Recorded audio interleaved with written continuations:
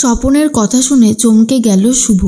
সম্পূর্ণ জানতে ভিডিওটিতে একটি লাইক করে দেখতে থাকো। গল্পের শুরুতেই দেখা যায় শুভ তো চলে এসেছে পিসি ঠাম্মির কাছ থেকে চাবি নিয়ে কলকাতার নতুন বাড়িতে, আর সেখানে এসে ঘরগুলো ভালো করে দেখতে থাকে। ঠিক তখনই ডোনা এসে চাবিটা চায় আর বলে, শুভদি, চাবিটা এবার আমাকে দাও, আমি ওপরের ঘরগুলো বরং খুলে দিয়ে আসি। এরপরেই ডোনা চাবিটা নিয়ে ওপরে চলে যায়। ঠিক তখনই রঞ্জিনী বলে, শুভ, তুই চাবিটা দিয়ে দিলি, ও চাইলো। আর তখন শুভ বলে, মেজমা, আমি যদি চাবিটা না দিতাম তাহলে ডোনা সত্যিই বা কী করে ওপরের ঘরের চাবি না ছাড়া তালাগুলো খুলতো, তাই না? তখন রঞ্জিনী ভাবে শুভটার মাথায় কিচ্ছু নেই। শুভ জানেই না যে ডোনা আদতে প্ল্যান করেছে সব থেকে ভালো ঘরটা ও বেছে নেবে, কিন্তু সেটা তো আমি হতে দেব না। তার আগে আমি গিয়ে সব থেকে ভালো ঘরটা বেছে নেব। এর মধ্যেই তখনই হীরক বলে, এ কি রঞ্জিনী, তুমি আবার কোথায় চললে? রঞ্জিনী তখন বলে, আমি একটু ওপরের ঘরে যাচ্ছি, আসছি, এই বলেই চলে যায়। তখনই অন্যদিকে বাড়ির সবাই চলে এসেছে, আর সবাই তো অনেক খুশি হয়ে গেছে। সবাই তখন বলে, সত্যি কত বছর পর এই বাড়িতে ফিরে এলাম, ভাবতেই এত আনন্দ লাগছে, সেটা আর বলার কথা না। তার মধ্যেই মনে মনে একটা কথাই ভাবছিল শুভ, যে আমি বারবার যে গাড়িটাকে দেখছি, সেই গাড়িটা সত্যি কথা বলতে গেলে আমাদেরকেই ফলো করছে, আর সেটা খুব ভালোভাবেই বোঝা যাচ্ছে। এরপরে সেবন্তী বলে, শুভ, তুই যেই অসাধ্য সাধন করেছিস সেটা আর বলার কথা না। এদিকে তখন ডোনা ফোন নিয়ে ব্যস্ত মোহনার সাথে কথা বলতে। তখনই চলে এসেছিল ঋদ্ধি। ঋদ্ধি স্পষ্ট শুনতে পায় ডোনা কারোর সাথে কথা বলছে, আর তাকে জানাচ্ছে, তোমার জন্যই তো আমি আমার ফ্যামিলির সাথে বিট্রে করেছি, আর এখন তুমি উল্টো সুরে গান গাইছো। পেছনে ঘুরেই দেখে ঋদ্ধি দাঁড়িয়ে আছে। এরপরে ঋদ্ধি বলে, তোমাকে বাড়ির সবাই নিচে ডাকছে, সেটা বলতেই এলাম। তখন ডোনা ভাবে, যাক বাবা, ঋদ্ধি হয়তো কোনো কথা শুনেনি, শুনলে একটা কেলেঙ্কারি কাণ্ড হয়ে যেত। এর মধ্যে ঋদ্ধি ভাবে ডোনা কারোর সাথে মিলে সর্বনাশ করার চেষ্টা করছে, আর সেটা আমি খুব ভালো মতন বুঝতে পারছি। আমাকে ফলো করতে হবে ডোনাকে।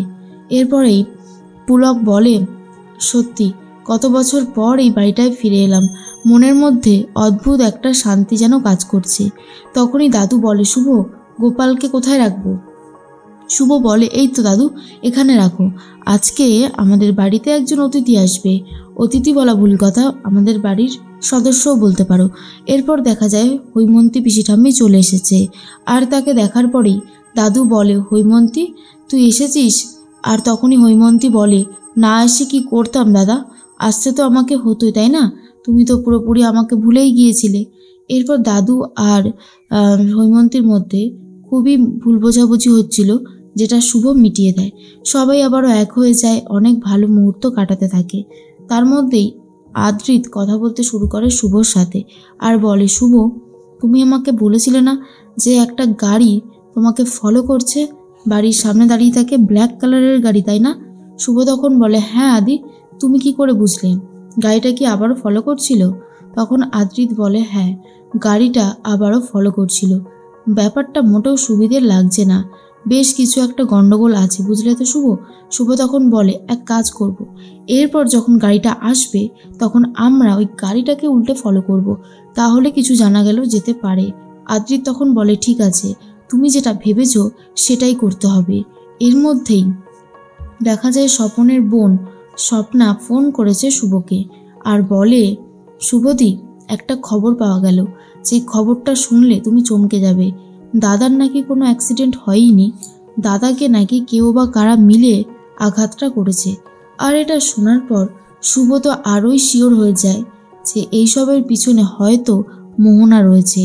মোহনার 6 বছর আগেকার অতীত যাতে ফেরত না আসে, তার জন্যই হয়তো এত পরিকল্পনা করেছে মোহনা, এছাড়া আর কিচ্ছু হতে পারে না। শুভ তখন বলে, আদ্রিত, আমাদের এখনই বেরোতে হবে, একবার স্বপনদার কাছে যেতে হবে, স্বপনদার কাছ থেকেই শুনতে হবে কি হয়েছিল সেদিনকার সেই রাতে।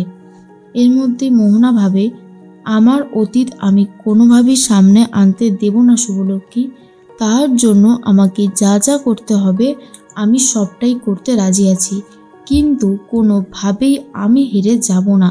এর মধ্যে আদি আর শুভ ভাবে যে গণ্ডগোল করছে মোহনা, তার ব্যাপারে সত্যি এবারে সামনে আনতেই হবে।